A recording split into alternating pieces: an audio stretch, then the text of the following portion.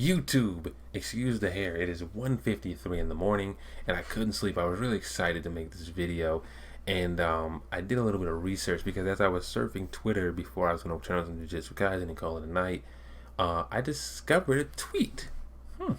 And the tweet read this. Let me go ahead and minimize myself. I'm not that attractive to take up that much of the screen. We'll move me here for now. And so I saw this tweet. Follow me on Twitter if you like. But this was the tweet I saw. We just announced that we're about to go public on the NASDAQ. Esports Plus stonks. And so this got me really excited, and I went down a really, really deep rabbit hole, and went through their MD&A, which is right here, their financials, which is right here, and then I read these articles on all the the history of it, because to come to find out, Luminosity is not a standalone company. It is under Enthusiast Gaming, and so here's the story of how that happened, and I broke that down here for you guys, and also that it's already a publicly traded company on the Toronto Stock Exchange and the over-the-counter pink sheets, and I'm going to talk about that in just a second. But let's go with the notes that I put together on this Google Doc, and I put it on the notepad here, but apparently notepads don't work in Streamlabs, and so let's get right into it. And then I have the link right here. I'm going to put it in the description down below if you guys want to see it, just in case I missed something. Luminosity Gaming was acquired by Akilny, I think I'm saying that right, Akilny Game Co. on February 14th of 2019 for $1.5 million cash, 60 million shares of Game Co., and a $2 million unsecured promissory note. And an unsecured promissory note, I'm going to read from Google. That way we all know we're on the same page. Unsecured promissory note is a obligation for payment without any property securing the payment. If the payer fails to pay, the payee must file a lawsuit and hope that the payor has sufficient assets that can be seized to satisfy the loan. Boom. Now we know what that means. We're smarter. Now, this was a part of an arrangement between the amalgamation of J55 and Enthusiast Gaming. In this arrangement, J55 would acquire all issued and outstanding shares of Enthusiast Gaming. Prior to the arrangement of prior to that arrangement, J55 acquired GameCo, and prior to that agreement, GameCo acquired Luminosity Gaming. And so, as you can see, if you just put it in reverse order, under this arrangement, GameCo would acquire Luminosity, J55 would acquire GameCo, and then J55 would acquire Enthusiast Gaming. Boom. 4 parts, one nice company. And that led to Enthusiast Gaming being the largest publicly traded esports and gaming organization in the world. They have 6 esports teams. They have 2 very popular teams in the Vancouver Titans, which is Overwatch, and the Seattle Surge, CDL. They also have a lot of Fortnite content creators and professionals. On the content creator side, they have my boy Nick A30. They have XQC. They have Chica, Fresh Music, and Tori Pinero.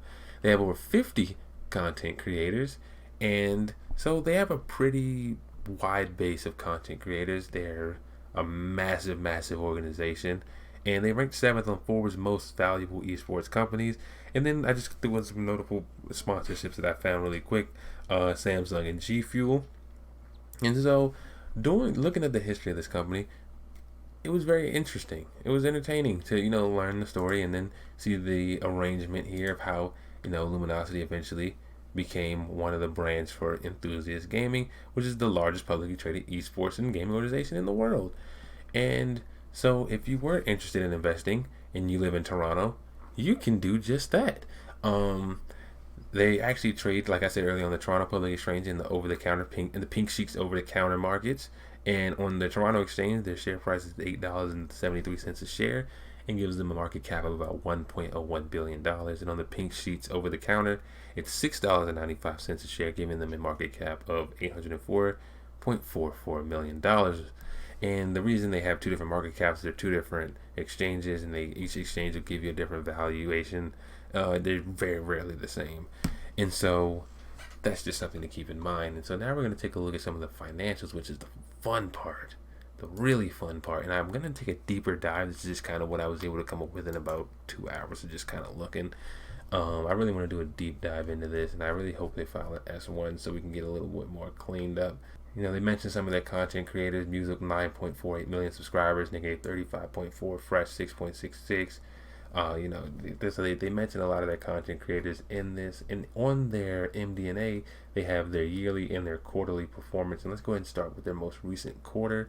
And you're not going to be able to look at the past quarters for this company and kind of, try to do it that way, because it's a very different company than it was, a year ago. And so the 3 months ended December 31st, 2020, they did $42 million or $42.4 million in revenue. Cost of sales was about $34.3 million. The gross profit was about $8 million. Interest income was negative $10,853. Operating expenses was $12.5 million. And they had a net loss of about $6.9 million or 6 cents a share. And so here they break down their revenue. Media and content makes up a huge part of this. $39.5 million. Esports and entertainment, $1.2 million. And subscriptions, $1.66 million, which makes up that $42.7 million. And so, and they do actually have an event called EGLX. Experiential, that's probably where it is. Yep. That's not Fortnite. Excuse my ignorance. EGLX. They have an EGLX thing. They have a. Why the stars? Just have to be the next gaming celebrity. So they have. It's really interesting. Like, they have a lot of different things here. They're very. Their organization is very, very hands on. Very fun. So they have an event, EGLX, where they did 30,000 attendees, 200 exhibitors, 5.6 million online viewers, and 600 competitors in the Rising Stars event. This seems very interesting. And so let's go down to the quarterly expenses. You can see here, and this is where I wanted to point out, esports player, team, and game expenses was $1.2 million. And the salary and wages, which I assume is for the executives, was 3.9, and other people was like $3.9 million. And now we go to the total revenue for the year ended December 31st, where they did $72.9 million. So most of that revenue came in the fourth quarter of 2020. Cost of sales was $54 million. Gross profit of $18.6 million. Interest income was negative $102,158. Operating expenses were $35.5 million. Net loss for the year was $26.8 million, or 32 cents a share. And so for the year, media and content made up $60.8 million. Esports and entertainment made up 5.9, subscriptions 6.1 million, and so for a total revenue of 72. It's 2:02 in the morning. Sorry, $72.9 million.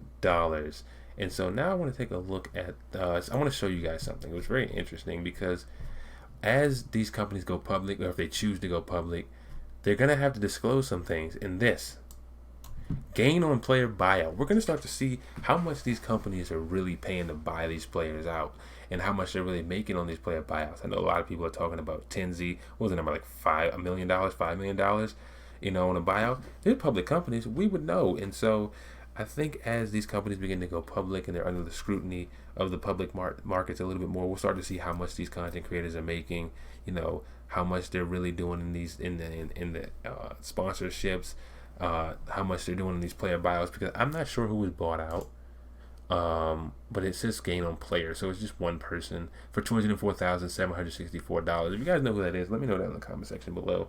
So that's just something I really was interested in and wanted to point out to you guys, that we're going to start to get some information if these companies start to hit the public markets. And then we're going to take a look at their balance sheet, where they have about 4.2 million. Remember, these are Canadian dollars. 4.3 million dollars in cash. And one thing that really stood out to me was long-term debt of $21.6 million. And at first that concerned me, but it really didn't, once you realize that the total assets is about 3 times as much. So it really holds up against in the asset test. So that's nothing to be too worried about. If we're going to be all, in all honesty, it's nothing too bad to worry about. And so overall, it's a very interesting company, and I really want to take a deep dive into it.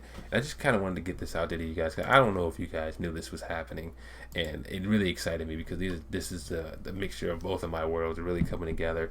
And I wanted to do a video in the past about esports companies and going public, but it just wasn't out there enough. It wasn't, there was no point of reference for me to make the video on. And so hope you guys enjoyed. I mean, I have a lot of dreams in life. One of my dreams is to really peek behind the veil of an esports organization. And so, I do need an internship to graduate, so you know what I'm saying, I'll pick up the phone. I won't share any of the secrets. And so I hope you guys did enjoy the video. Let me know down in the comments section how excited you are for this IPO. Will you be this listing? And we're not sure if it's an IPO, DPO. We don't know any of that yet. Let me know if you guys are interested, or if you're looking to invest, in the pink sheet market. I'm not too experienced on that, so I can't really say if I'm going to buy any or not, because in America, I do have access to it. I don't know if everybody has access to the pink sheets, but you can see right here. I'll pull it up for you guys.